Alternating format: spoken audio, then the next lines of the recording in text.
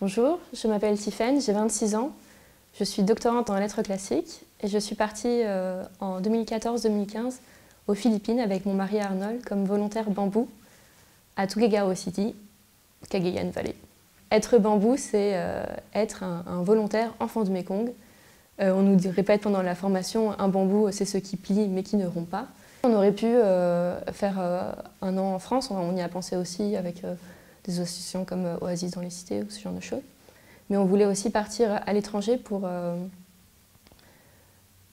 être loin de tous nos repères, pour aussi, nous, être dans un état presque de vulnérabilité, en fait, où c'est pas seulement nous, les Occidentaux, on vient aider les pauvres petits Asiatiques malheureux, mais c'est nous aussi, on est dans une démarche où on est là pour découvrir une culture, réapprendre à vivre d'une autre façon, pour non seulement aider les gens, mais aussi vivre avec eux de la même manière qu'eux.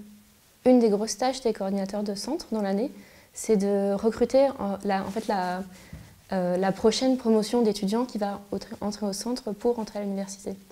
Donc ça prend plusieurs semaines. Avec l'assistante sociale du centre, on va à la rencontre des enfants qui ont postulé pour entrer au centre, pour rencontrer leur famille, voir dans quelles conditions ils vivent, se rendre compte un peu de leur niveau d'études, de leur motivation, de ce que font leurs frères et sœurs.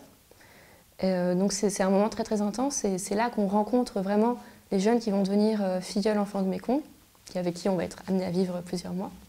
La formation enfants de Mékong, c'est une semaine au mois de juillet dans le Charolais, avec tous les autres volontaires qui vont partir cette année-là. Et pendant une semaine, on se rencontre entre volontaires, c'est déjà pas mal de savoir un peu qui seront nos collègues.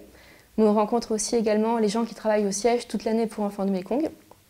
Et on suit quelques formations, à la fois très théoriques, sur les pays dans lesquels on va se retrouver pendant un an, et également des ateliers sur nos tâches, en fait, les coordinateurs centres, les coordinateurs programmes, les responsables de formation, qu'est-ce qu'on va devoir faire concrètement et comment.